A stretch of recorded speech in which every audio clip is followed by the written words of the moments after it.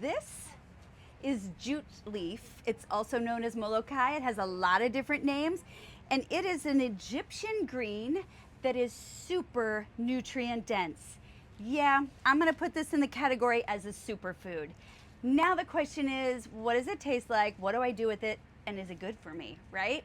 Yes, it has a lot of nutrients. So this thing is vitamin packed. You have a lot of vitamin A, a lot of vitamin C, E, really good vitamins.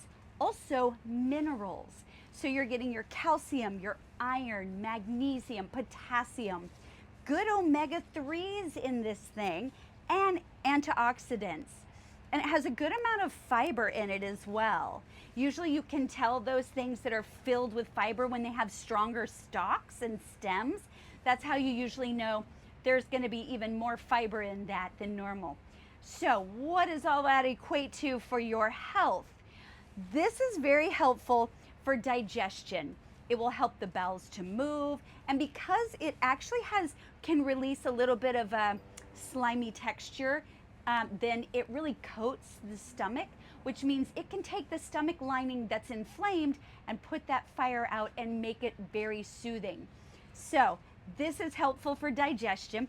It's also a great antioxidant, and that means it's going to help with cellular repair and get rid of all those free radicals in the body that create all the disease that we don't want. This thing is also going to be immune boosting. That's that vitamin C kind of support if you're not feeling so good, and to give you that boost. Great time to eat it when it's back to school or in the winter, right? And you're exposed to a lot of different things. The other thing that I like about this is the eye support. And this is specifically for macular degeneration. I really like that. So that vitamin A in there is really gonna help boost that up. And then of course it helps to lower your cholesterol. Great for the heart. We love things that do that, right? Greens are usually good for that. This one in particular is great for lowering the cholesterol. And it's also a good diabetes support. So your blood sugar is gonna regulate a bit, as greens have a tendency to do. And then of course, one of my favorite, anti-inflammatory. That means pain relief. That's from the omega-3s in there. And that's also gonna be better for the brain, right? So that's a good one. And then of course, it is anti-cancer, antimicrobial.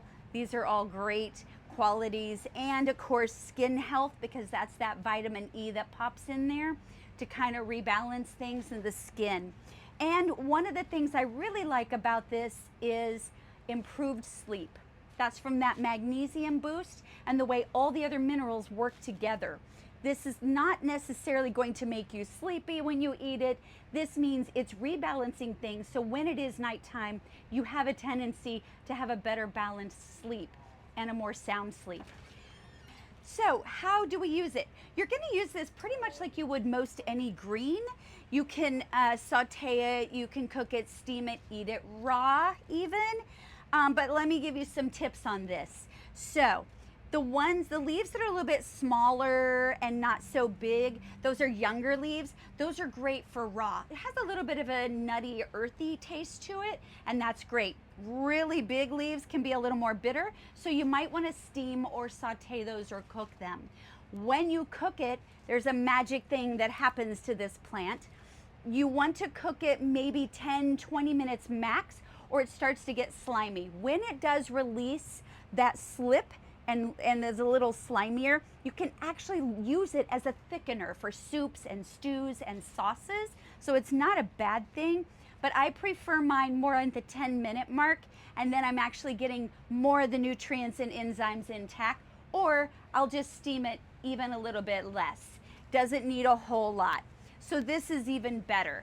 Also, when you go to cook it, the bigger leaves, if you're doing it in a dish that takes a little more cooking time, you can add lemon juice to it to cut that sliminess, and it's gonna be perfect. It just needs that acidity. Even tomato, also a really good pair with this, because that acidity is gonna cut back on the sliminess for you. Then, of course, I usually serve it over rice or quinoa. It's really good that way. It also pairs really well with stronger flavors. So I pop in a little extra garlic or coriander or even maybe cilantro. It's really good with this. And of course, just remembering those bigger leaves can have a stronger taste. So this is what I love to do with this superfood. And now you know it's super nutrient dense and you know you can eat it and feel just fine. Because as I always say, natural health is totally doable.